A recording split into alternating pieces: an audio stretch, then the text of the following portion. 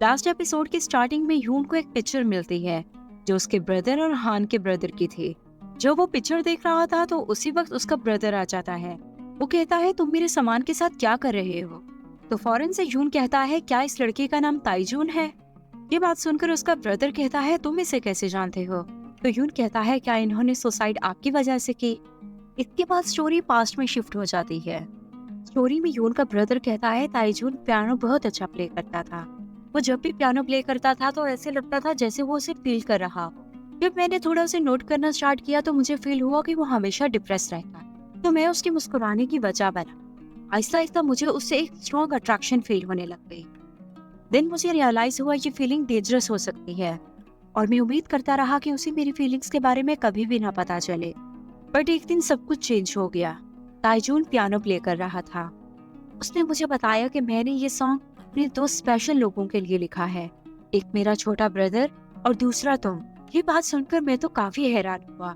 And then मुझे ताइजून ने कहा कि तुम इस सॉन्ग के स्कोर पेज पर लिखो। तो ताइजून म्यूजिक प्ले करता रहा और मैं उसके स्कोर्स लिखता रहा। इस तरह से पूरा सॉन्ग मेरे पास आ गया। एंड देन ताइजून ने उसको टाइटल जैस्पर 2 दिया। अब वो मुझे फ्रेंड से ज्यादा समझने लगा था। एंड देन फाइनली वो एक दिन मुझे किस करने लगा, बट मैं फौरन डर कर वहां से भाग गया। देन कुछ दिन मैंने उससे बात नहीं की। एक दिन ताइजून मेरे पास आया और उसने मुझे कहा तुम मुझे इग्नोर क्यों कर रहे हो।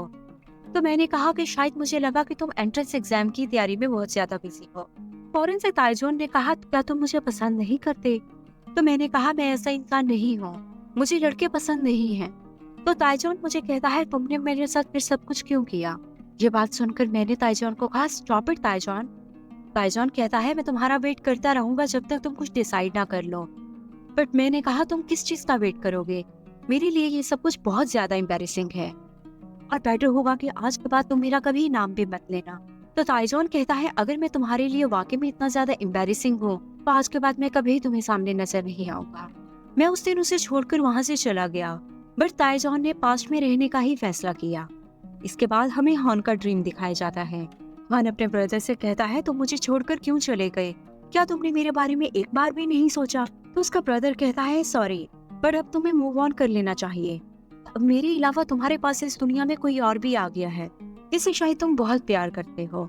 इससे पहले कि लेट हो जाए उसे कभी खुद से मत दूर जाने देना। देन उसी वक्त हान की आंख खुल जाती है। हान जब स्कूल में जाता है तो सीओ से बताता है म्यूजिक रूम से सारा सामान उठा लिया गया है। देन ये दोनों टीचर के पास चले जाते हैं। टीचर बताती है कि हम लोग इस रूम की रेनोवेशन स्टार्ट करवा रहे हैं।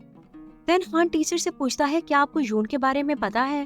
तो टीचर बताती है मेरे उनकी फैमिली के साथ कांटेक्ट हुआ, बट वो आज स्कूल नहीं आ रहा, उन्हें शायद फैमिली के साथ कहीं जाना है। तो हान कहता है काइंडली आप मुझे उनका एड्रेस दे दे। तो टीचर हान को उसका एड्रेस दे देती है। हान यून के घर पहुंच जाता है। हान यून के ब्रदर से पूछता है कि यून क्यों नहीं आ रहा। तो उसका ब्रदर कहता है मैं ये बात नहीं जानता। देन जैसे ही हान जाने लगता है तो यून आ जाता है और उससे कहता है तुम यहाँ क्या कर रहे हो और तुम मेरे ब्रदर से क्या बात कर रहे थे। तो हान कहता है तुम आज स्कूल क्यों नहीं आए। यून कहता है अब मैं स्कूल नहीं आऊंगा क्योंकि मैंने डिसाइड किया है कि अब मैं होम स्टडी करूंगा और मैं तुमसे ब्रेकअप करना चाहता हूँ। ब्रेकअप का नाम सुनकर हान कहता है ये तुम क्या कह रहे हो, क्या कुछ हुआ है तो तुम मुझे बताओ। तो यून कहता है अब मैं तुम्हें पसंद नहीं करता क्योंकि हमारा रिलेशनशिप नॉनसेंस है और ये कहकर वहाँ से चला जाता है। हान के जाने के बाद उसका ब्रदर कहता है क्या ये ताइजून का भाई है, इसीलिए तुम मुझसे उसके बारे में पूछ रहे थे। तो यून कहता है मैं किसी के बारे में कुछ नहीं जानता और चला जाता है। रात को हान के अंकल की कॉल आती है और उसे कहते हैं क्या तुम 1 मिनट के लिए बार में आ सकते हो, यून का ब्रदर तुमसे मिलने के लिए आया है। जब हान बार में आता है तो यून का ब्रदर कहता है मुझे बिल्कुल भी नहीं पता था कि तुम ताइजून के भाई हो। तो हान कहता है क्या तुम मेरे ब्रदर को जानते हो। तो उसे वो यून का ब्रदर जस्ट फॉर 2 का सॉन्ग हान को दे देता है। वो कहता है मुझे लगा था कि मैंने इसे फेंक दिया होगा पर यून ने इसे ढूंढ लिया। तो फौरन से हान कहता है क्या यून सब कुछ जानता है। तो यून का ब्रदर कहता है आई एम सॉरी। अब हान को सब कुछ समझ आ गया था और वो भागकर यून की तरफ जाने लग जाता है। जाते हुए वो कहता है यून मैं तुम्हें हक करना चाहता, मैं हमेशा तुम्हारे साथ रहना चाहता हूँ। एंड देन फाइनली वो यून के पास पहुंच जाता है। वो देखता है यून अकेला बैठा रो रहा है। तो वो कहता है इडियट, ये वजह थी मुझसे ब्रेकअप करने के लिए। तो यून कहता है इसका मतलब तुम मेरे भाई से मिले हो। कॉलिन से हान उसे हक कर लेता है और उसे कहता है मेरे साथ हमेशा रहना। मुझे कभी भी अकेला मत छोड़कर जाना, मैं तुम्हारे बगैर बिल्कुल नहीं रह सकता। इसके बाद हान और जून के दरमियान सब कुछ ठीक हो जाता है। हान और जून अपना रोमांस करते जा रहे होते हैं तो भागकर सियो आता है और वो हान को पुश करते हुए जून को हक कर लेता है और कहता है क्या तुम ठीक हो। पर दूसरी तरफ हान तो इतनी जोर से नीचे गिर जाता है और कोई भी उसकी तरफ ध्यान नहीं देता। देन इसके बाद सियो जून के म्यूजिक रूम के बारे में बताता है तो यून ये सुनकर काफी उदास हो जाता है, बट कहता है अब हमें कोई ना कोई और ऑप्शन ढूंढना होगा। हान के अंकल इन्हें एक म्यूजिक रूम देते हैं और कहते हैं मैं अपनी जवानी के दिनों में यहाँ म्यूजिक की प्रैक्टिस करता। तो सब लोग अंकल को थैंक्स करते हैं। जब ये लोग प्रैक्टिस कर रहे होते हैं तो सीओ कहता है हमारी टीम कंप्लीट नहीं है, हमें एक गिटारिस्ट की जरूरत है, तो इसलिए मैं आप लोगों को किसी से मिलवाना चाहता।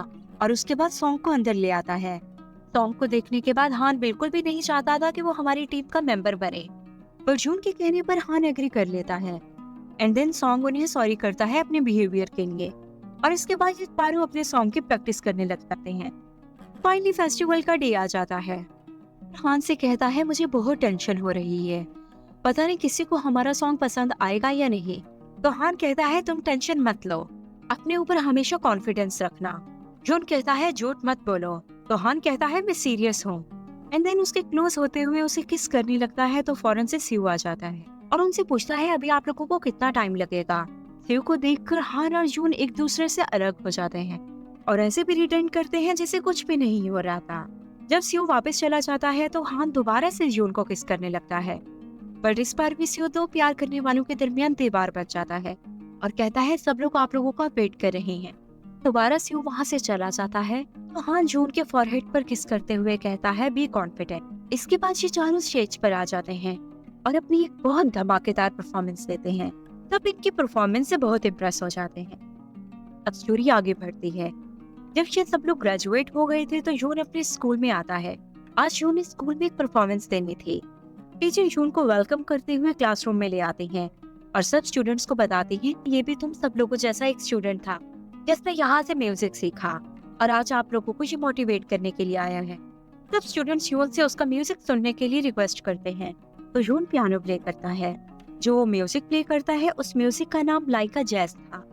परफॉर्मेंस खत्म होने के बाद जून हान के पास आता है जो बाहर खड़ा काफी देर से उसका वेट कर रहा था।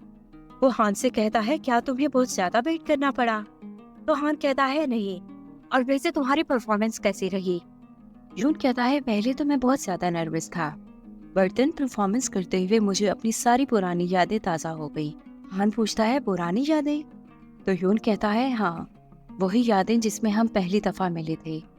दिन दोनों एक दूसरे को किस करते हैं और यहाँ हमारी ये एक ब्यूटीफुल सीरीज कंप्लीट हो जाती है। Thanks for watching. If you like this video please subscribe, like and share my channel.